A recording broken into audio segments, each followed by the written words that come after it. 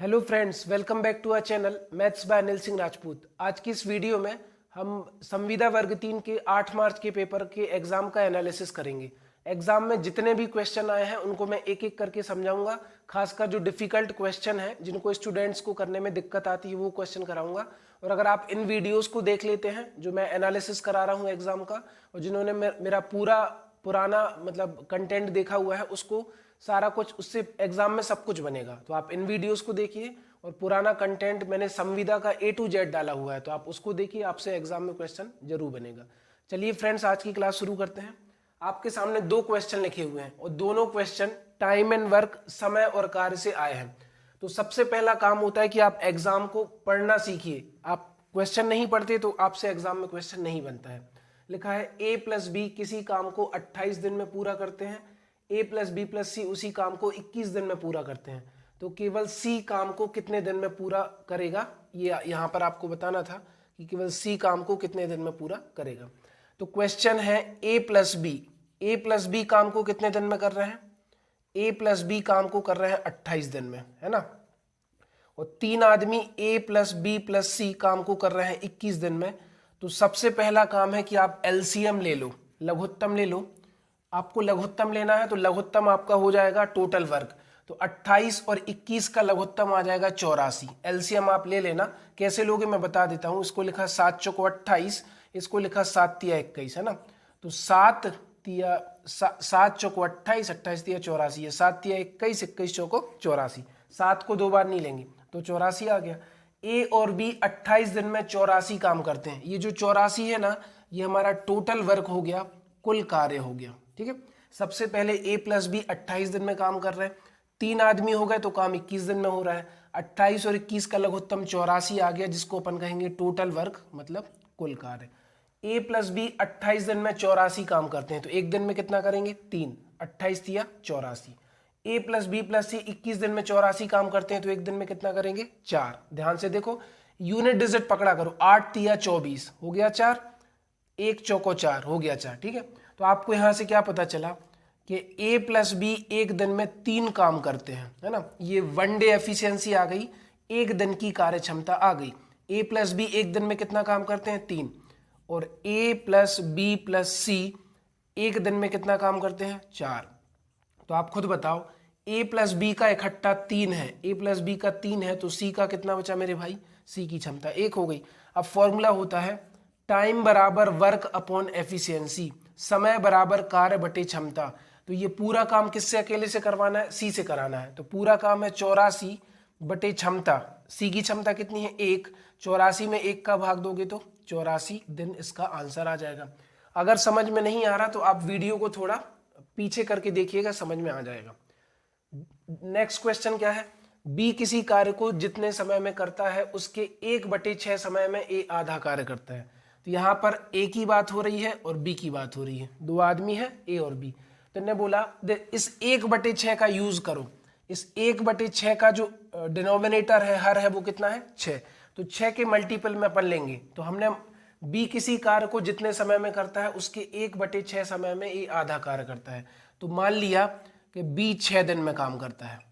माना कि B कितने दिन में काम करता है? 6। और ये 6 क्यों लिया? क्योंकि इस 6 से वो कटना चाहिए। ठीक है, अब उसके 1/6 समय में A आधा काम करता है। तो 6 का 1/6 निकालोगे ना, तो 6 से 6 कट गया, ये आ गया आपका 1 दिन। तो 1 दिन में वो कितना काम कर रहा है? आधा। जब आधा काम करने में 1 दिन लग रहा है, आधा काम करने में 1 दिन लग रहा है, तो पूरा काम करने में कितने दिन लगेंगे? 2 दिन लगेंगे। समझो बात को। जब आधा काम 1 दिन में आधा काम हो रहा है तो पूरा काम 2 दिन में होगा, है ना। तो 2:6 आ गया।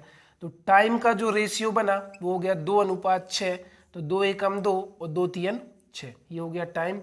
और याद रखना कि टाइम और एफिशिएंसी, क्षमता का अनुपात एक दूसरे का उल्टा होता है। अगर समय का अनुपात 1:3 है तो क्षमता का अनुपात हो जाएगा 3:1। समझ रहे ना। समय और कार्य एक दूसरे के उल्टे होते हैं। कैसे? टाइम जो है वो एफिशिएंसी का इन्वर्स होता है, क्योंकि अगर आपकी क्षमता ज़्यादा है तो आपको समय कम लगेगा, आपकी क्षमता कम है तो आपको समय ज़्यादा लगेगा किसी भी काम को करने में। तो समय का उल्टा हो गया क्षमता का अनुपात। ठीक है, अब दोनों क्वेश्चन में लिखा है कि दोनों मिलकर इस कार्य को 10 दिन में पूरा करते हैं। तो दोनों अगर मिल जाए तो देखो एक दिन में ए और बी मिल जाए तो 3 और 1 कितना काम हो जाएगा, एक दिन में काम हो जाएगा 4। कितना हो जाएगा 4। उन लोगों ने कितने दिन काम किया, 10 दिन काम किया। तो आप कहोगे सर 10 गुणे 4 टोटल काम कितना आ गया 40। तो ये जो टोटल वर्क बना ना ये कितना बना 40, क्योंकि एक दिन में कौन कौन भैया, ए और बी दोनों भैया लोग मिलकर एक दिन में 4 काम कर रहे हैं। तो 10 दिन में कितना कर लेंगे 40। क्वेश्चन में लिखा है तो बी अकेला इसे कितने दिन में समाप्त करेगा, बी का पूछा है तो बी की क्षमता 1 है। फॉर्मूला है टाइम बराबर वर्क अपॉन एफिशिएंसी। कुल कार्य है 40, 40 में 1 का भाग दोगे, 40 में 1 का भाग दोगे तो आंसर कितना आ जाएगा 40 दिन, है ना। आप ध्यान से समझो, मैं एक बार और समझाने की कोशिश करता हूं। बी किसी कार्य को जितने समय में करता है उसके 1/6 समय में ये आधा काम करता है। इसका जो हर 6 है ना ये हमें हिंट दे रहा है कि बी का काम हमें 6 के गुणज में लेना है। तो माना कि बी 6 दिन काम करता है। अब 6 का 1/6 किया तो 1 दिन। इनने बोला 1/6 समय में ए आधा काम करता है, तो 1 दिन में आधा काम करेगा तो पूरा काम करने में कितना समय लगा 2 दिन। तो समय हो गया 2:6, मतलब 2 एकम 2, 2 3 6। समय और क्षमता एक दूसरे के उल्टे होते हैं, तो 1:3 का उल्टा हो गया 3:1। अब दोनों आदमी ए और बी एक दिन के लिए मिला दें तो 3 और 1 कितना काम हो जाएगा 4 हो जाएगा। 10 दिन में दोनों कितना कर लेंगे 40 कर लेंगे, ठीक है। तो समय बराबर कार्य बटे क्षमता 40/1, मतलब इस क्वेश्चन का आंसर कितना आ जाएगा 40। क्वेश्चन थोड़े से डिफिकल्ट है, इसमें मैं कुछ नहीं कर सकता। अगर आपको समझ में नहीं आ रहा तो वीडियो को और देखो, 2-3 बार देखो, समझ में आएगा, आपकी थिंकिंग प्रोसेस बिल्ड होगी, बस आप क्वेश्चन को समझो। अगला तीसरा सवाल आप लोगों के सामने ये रहा। क्वेश्चन है, क्वेश्चन को बड़ा देखकर घबराइए मत, क्वेश्चन आसान है, बस उसको पढ़ने की हैबिट डालिए। आपने पढ़ा है नहीं और पहले से उसको कठिन मानने लगे। एक बस स्टॉप पर 1/3 यात्रियों को उतारकर 50 यात्रियों को बैठाती है। 1/3 यात्रियों को उतारती है, 50 यात्रियों को बैठाती है। फिर दूसरे स्टॉप पर आधे यात्रियों को उतारकर 25 यात्रियों को और बैठा लेती है। अब यदि यात्रियों की संख्या 250 है तो प्रारंभ में यात्रियों की संख्या थी। अब देखो इनने बोला 1/3 यात्रियों को उतारती है, तो इसका जो डिनोमिनेटर है, हर है, वो कितना है 3। इसको ध्यान में रखते हुए 3 से क्या कटेगा 300 कटेगा, 3 से क्या कटेगा 600 कटेगा। इन दोनों को तो आप हटा दो, क्यों, क्योंकि 3 से ना तो 500 कटेगा ना तो 700 कटेगा। ऐसे क्वेश्चन ऑप्शन से करेंगे तो जल्दी हो जाएगा, एक्स मानने में समय भी लगता है और आप कर नहीं पाएंगे। तो देखो 2 ऑप्शन बचे। अब इन्हें बोला अब यदि यात्रियों की संख्या 250 है, 250 बच रहा है ना, तो मैं इसको उठाने का प्रेफरेंस करूंगा, इसको लूंगा मैं। तो मैंने ले लिया 600, है ना। 1/3 यात्रियों को उतारा तो 600 का 1/3 निकालो, तो देखो 3 एकम 3, 3 दूनी 6, 200 आ गया। 600 में से 200 उतर गए, कितने बचे 400 बचे, है ना। और उतार कर 50 यात्रियों को बिठा लिया, तो 400 में 50 जोड़ा तो कितना आ गया 450। फिर दूसरे स्टॉप पर आधे यात्रियों को उतार दिया। 450 का आधा क्या होगा, 400 के आधे 200, 50 के आधे 25, मतलब 225 लोग उतार दिए तो कितने बचे 225 बचे। उतार कर 25 यात्रियों को और बिठा लिया, तो 225 में 25 और जोड़ा तो मेरे भाई कितना आ गया 250, है ना। तो यदि यात्रियों की संख्या 250 है, 250 ही बच रही ना, तो प्रारंभ में कितनी थी 600। जो ऑप्शन मैंने उठाया वो बिल्कुल सही है। फिर से देखो 600 का 1/3 उतारा तो 3 दूनी 6, 2 जीरो उतारे, 200 उतार दिए, 400 बचे। 400 में 50 और बिठा दिए तो 450 आ गया। आधे उतार दिए, 450 में से 225 उतार दिए, 225 बचे, 25 और बिठा दिए, तो अंत में कितना बचना चाहिए 250। 250 बचा ना, मतलब आपने सही ऑप्शन उठाया। सेम क्वेश्चन दूसरी शिफ्ट में आया है और ऑप्शन भी सेम है, क्वेश्चन भी सेम है।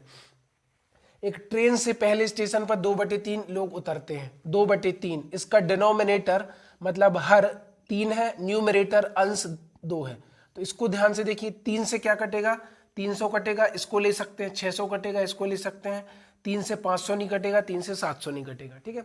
और 50 लोग सवार होते हैं, अगले स्टेशन पर 50% लोग उतरते हैं और 25 लोग सवार होते हैं। यदि अंत में ट्रेन में 150 लोग सवार हैं तो शुरू में कितने लोग थे। फिर से मैंने 600 लिया, 600 का 2/3 उतर गए, है ना। तो 3 एकम 3, 3 दूनी 6, कितना हो गया 200। 200 का डबल कितना हो गया 400 लोग उतर गए। 400 लोग उतर गए तो बचे कितने मेरे भाई 200 लोग बचे, और 50 लोग सवार हो गए, तो 50 इसमें जोड़ दो तो आंसर आ गया 250, है ना। अगले स्टेशन पर 50% लोग उतरते हैं, तो 250 का 50% निकालोगे ना तो 50% 250 का हो जाएगा 125। 50% मतलब आधा, तो 250 में से 125 उतर गए, कितने बचे 125। और क्वेश्चन में लिखा है कि और 25 लोग सवार होते हैं, 125 में 25 और जोड़ो तो कितना हो गया मेरे भाई 150, 150 हो गया। इनने बोला अंत में ट्रेन में 150 लोग सवार हैं, हमारे भी कितने बच रहे 150। इसका मतलब शुरू में कितने लोग हैं, शुरू में 600 लोग हैं, जो ऑप्शन आपने उठाया है वो भी सही है। तो ऐसे क्वेश्चन को ऑप्शन से करना बेहतर है। आप एक बार और देख लीजिए अगर कहीं पर दिक्कत है, मैंने समझाने की पूरी कोशिश करी है ना। अगला सवाल आपके सामने ये रहा, एक आयत का क्षेत्रफल वृत्त के क्षेत्रफल के समान है तथा आयत की विमाएं मतलब आयत की भुजाएं या रेक्टेंगल की साइड्स 22 सेंटीमीटर और 7 सेंटीमीटर है, तो वृत्त की त्रिज्या बताएं, वो आपको बताना है। 14, 21, 3, 7 ये आपके ऑप्शन है। तो वो कह रहा आयत का क्षेत्रफल क्या है, तो सबसे पहले आप आयत के बारे में जानो। ये आपका आयत है जिसमें आमने सामने की भुजाएं बराबर होती हैं, ये भुजा इसके बराबर और ये भुजा इसके बराबर। तो ये हो गई आपकी लंबाई लेंथ, ये हो गई ब्रेड्थ यानी कि चौड़ाई, ठीक है। और वृत्त का क्षेत्रफल समान है, ये हमारा वृत्त हो गया, ठीक है। तो ये वृत्त का केंद्र O हो गया, ये R हो गया। तो इन दोनों का क्षेत्रफल समान है, तो आयत का क्षेत्रफल होता है लंबाई गुणित चौड़ाई और वृत्त का क्षेत्रफल होता है पाई R वर्ग, ठीक है। क्वेश्चन में लिखा है आयत का क्षेत्रफल लंबाई गुणित चौड़ाई। अगर मुझे इस बोर्ड का क्षेत्रफल निकालना है ना, तो ये लंबाई हो गई और ये चौड़ाई हो गई, इन दोनों का गुणा कर दो तो आ जाएगा। और वृत्त का क्षेत्रफल होता है पाई R वर्ग। क्षेत्रफल मतलब अंदर का हिस्सा जिसको अपन यूज कर सकते हैं। जैसे ये बोर्ड है ना जिसमें मैं लिख पा रहा हूं, तो ये हो गया बोर्ड का क्षेत्रफल। और बोर्ड की बाहर की बाउंड्री जिसमें ये एल्यूमिनियम लगा है, इसको परिमाप बोलते हैं। परिमाप मतलब सभी भुजाओं का योग। इस पॉइंट से जाओगे ना तो 1, 2, 3, 4 यहीं पर वापस आना है। यहां से शुरू करोगे तो यहां से लेके यहीं पर वापस आना है। तो दोनों का क्षेत्रफल बराबर है। लंबाई दी है 22, चौड़ाई दी है 7, बराबर पाई का मान 22/7 गुणित R का वर्ग। तो 22 से 22 कट गया, 7 आ गया इधर, तो हो गया 7 का वर्ग बराबर R का वर्ग। वर्ग से वर्ग फिर कट गया तो रेडियस आ गई 7। भाई मुझे तो ये सीधा दिख रहा था कि ये 7 है, 22 सत्ते 154 हो रहा था, तो वृत्त की त्रिज्या 7 होनी थी। पहले त्रिभुज का आधार 15 सेंटीमीटर व ऊंचाई 12 सेंटीमीटर है ना। तो सबसे पहले मैंने आपके सामने एक त्रिभुज बनाया, मान लो वो समकोण त्रिभुज है, ठीक है। तो किसी भी त्रिभुज का क्षेत्रफल जो होता है ना, वो आप जान लो 1/2 आधार गुणित ऊंचाई होता है ना। क्या होता है 1/2 आधार गुणित ऊंचाई। किसी भी समकोण त्रिभुज का क्षेत्रफल जिसमें 90 अंश का कोण बन रहा हो, ये वाला फॉर्मूला होता है। तो पहले त्रिभुज का आधार 15 सेंटीमीटर है, तो 1/2 आधार 15 है और ऊंचाई 12 है, ठीक है। और दूसरे त्रिभुज का क्षेत्रफल पहले त्रिभुज के क्षेत्रफल का दोगुना है। इस पहले त्रिभुज के क्षेत्रफल का दोगुना दूसरे त्रिभुज का क्षेत्रफल है जिसका आधार 20 सेंटीमीटर है। तो 1/2 आधार 20 है और ऊंचाई मुझे h निकालनी है। क्वेश्चन में लिखा है दूसरे त्रिभुज की ऊंचाई ज्ञात करो। तो देखो 2 से 2 कट गया है ना, 2 से ये कटा कितनी बार 10 बार, 10 को नीचे ले आओ तो 15 गुणित 12/10 बराबर कितना है h। 5 तिया 15, 5 दूनी 10, 2 एकम 2, 2 छिंग 12, 6 तिया 18। तो 18 centimetre is the height of this question. पहले त्रिभुज का आधार 15 सेंटीमीटर व ऊंचाई 12 सेंटीमीटर है, ठीक है। तो त्रिभुज का क्षेत्रफल होता है 1/2 आधार गुणित ऊंचाई, मैंने लिख दिया। दूसरे त्रिभुज का क्षेत्रफल पहले त्रिभुज के क्षेत्रफल का दोगुना है, तो दूसरे त्रिभुज का क्षेत्रफल पहले का डबल है ना। और जिसका आधार 20 सेंटीमीटर है, दूसरे वाले का आधार 20 है, ऊंचाई निकालनी थी तो h रख दो, सॉल्व कर दो तो आंसर आ जाएगा 18, है ना। उम्मीद है आपको ये क्वेश्चन समझ में आ रहा होगा, ठीक है। अगर क्वेश्चन समझ में आ रहा है तो वीडियो को लाइक जरूर कर दीजिए, है ना। अगला सवाल आपके सामने ये रहा, क्वेश्चन नंबर 7। यदि दो वृत्त की परिधियों का अनुपात 5:6 है तो उनकी त्रिज्याओं का अनुपात क्या होगा। वृत्त की परिधि ध्यान से देखना, जैसे ये वृत्त है ना, ये हो गया वृत्त का केंद्र, वृत्त के केंद्र से वृत्त को छूने वाली रेखा वृत्त की त्रिज्या। जिस पर मैं पेन चला रहा हूं ना, ये कहलाती है वृत्त की परिधि, इसको बोलते हैं 2πr। कहने का मतलब वृत्त की संपूर्ण लंबाई को, जिस पर पेन चल रहा है, वृत्त की संपूर्ण लंबाई को वृत्त की परिधि कहते हैं। परिधि का सूत्र होता है 2πr और वृत्त के क्षेत्रफल का सूत्र होता है πr वर्ग, जहां पर पाई की वैल्यू हम 22/7 रखते हैं, याद रखना।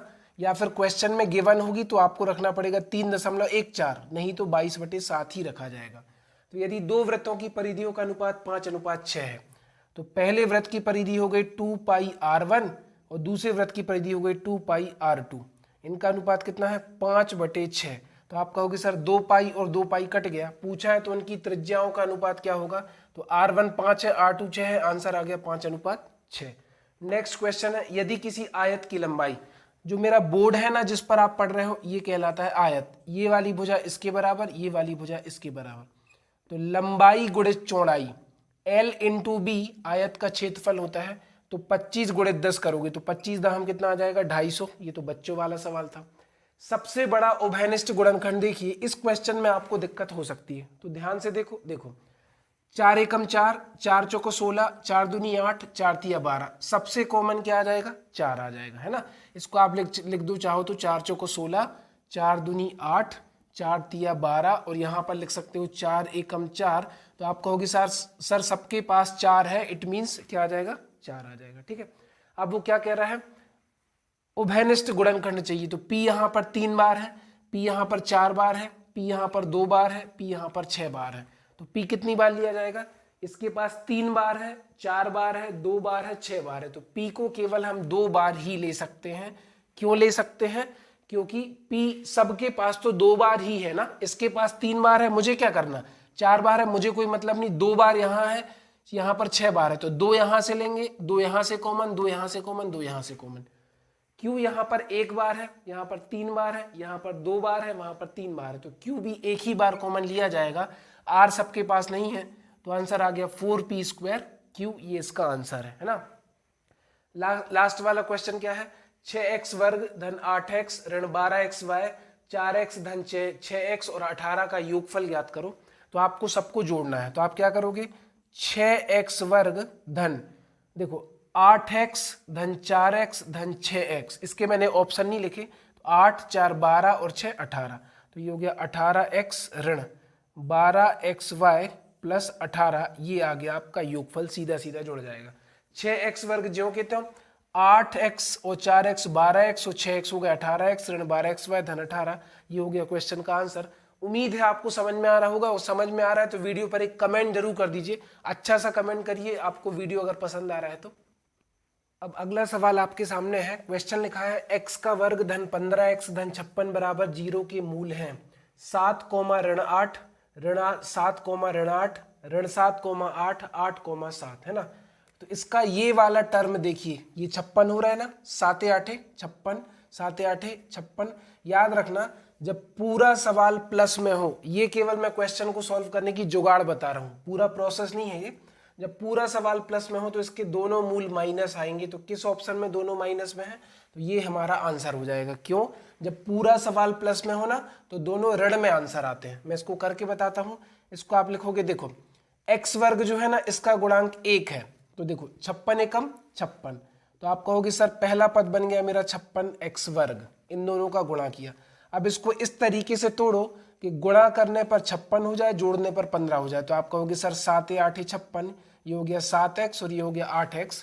तो इसको सॉल्व करो, x का वर्ग धन 7x धन 8x धन 56 बराबर 0, है ना। यहाँ से x कॉमन ले लो तो अंदर बचा x प्लस 7, यहाँ से 8 कॉमन ले लो तो अंदर बचा x प्लस 7 बराबर 0, मतलब x प्लस 7 बराबर 0 कर दो और x प्लस 8 बराबर 0 कर दो। इसको उस तरफ भेजोगे तो ये हो जाएगा x बराबर ऋण 7, और उस तरफ भेजोगे प्लस 8 को इस तरफ भेजोगे तो ये हो जाएगा -8। तो आंसर क्या आ गया, मैंने डायरेक्टली बताया था, अगर पूरा क्वेश्चन प्लस में है ना तो दोनों माइनस में आएंगे, एक ही ऑप्शन में माइनस था, 7 8 56 हो रहा था। 2x वर्ग धन 3x ऋण 20 के मूल बताना है। प्लस माइनस में क्वेश्चन है तो एक प्लस में आएगा एक माइनस में आएगा, इन दोनों का गुणा कर दो तो 20 दूनी 40 x का वर्ग आ गया माइनस में, क्योंकि 20 दूनी 40 x वर्ग और ऋण धन का ऋण हो जाएगा। इसके फैक्टर ऐसे लो कि धन का 3x बचे जोड़ने घटाने पर और गुणा करने पर इतना हो जाए, तो धन का 8x और ऋण का 5x, 8 पंचे 40, धन ऋण का ऋण, x इंटू एक्स एक्स वर्ग, ठीक है। तो इसको लिखेंगे अपन 2x वर्ग धन 8x ऋण 5x ऋण 20 बराबर 0। तो यहाँ से 2x कॉमन लेंगे तो अंदर बचा x प्लस 4, यहाँ से -5 कॉमन लेंगे तो यहाँ पर बचा x प्लस 4, है ना। तो ये हो जाएगा आपका 2x ऋण 5 एक कोष्टक में, और दूसरे में हो जाएगा x प्लस 4 बराबर 0। तो 2x ऋण 5 बराबर 0 है ना, तो हो गया 2x बराबर 5, तो x बराबर आ गया 5/2 और x धन 4 है ना, तो प्लस का 4 उस तरफ जाकर ऋण का हो जाएगा, तो x की वैल्यू आ गई -4। ये वाला आपका आंसर आ गया। ठीक है, एक संख्या के 1/3 का 20% 60 है। माना की संख्या x है, तो x का 1/3 1/3 और इसका 20% कितने के बराबर है, 60 के बराबर है। तो इसको लिखेंगे x गुणित 1/3 गुणित 20। प्रतिशत हटाओगे तो नीचे कितना आ जाएगा, 100 बराबर आ जाएगा 60। ठीक है, तो 20 से कम 20, 20 पंचे 100, ये 5 तिया 15 छक्के 90, x की वैल्यू 900 आ गई। मैंने क्या किया, 5 तिया 15, 15 का गुणा इसको ऊपर ले जाओ तो 15 छक्के 90, 900 आ गया। कह रहा है 900 का 145% निकालो, तो 900 गुणित 145, प्रतिशत हटेगा तो नीचे 100 आ जाएगा। गुणा कर देना तो 9 पन्ना 45 की 5 हासिल 4, 14 नंबर 126 और 4 130, तो 1305 is the right answer for this question. अब ये वाला क्वेश्चन इसमें सर्वसमी भी लग जाएगी। 8 का घन होता है 512 माइनस 7 का घन होता है 343, 8 का वर्ग होता है 64 प्लस 8 7 56 प्लस 7 का वर्ग 49। इन दोनों को माइनस करोगे ना तो ये आ जाएगा आपका 169 और नीचे 9 6 15 4 19 5 4 9 और 1 10 और 6 16। 169 से 169 कटेगा तो आंसर आ जाएगा 1। आप ऐसे भी कर लीजिए, आपको घन आने चाहिए। 8 का घन 512, 7 का घन 343, दोनों को घटा दो तो 169 आ गया। 8 8 64 और 56, 64 और 56, 6 4 10, 120, 120 और 49 169, 169 से 169 कटा तो 1 आ गया, है ना। उम्मीद है आपको वीडियो पसंद आया होगा। रात के बज रहे हैं 10 और ये मेरा लास्ट क्वेश्चन था। अगर आपको वीडियो पसंद आ रहा है तो वीडियो को लाइक करिए, वीडियो को शेयर भी करिए और चैनल को सब्सक्राइब भी करिए। आज की वीडियो के लिए इतना ही। जय हिंद, जय भारत।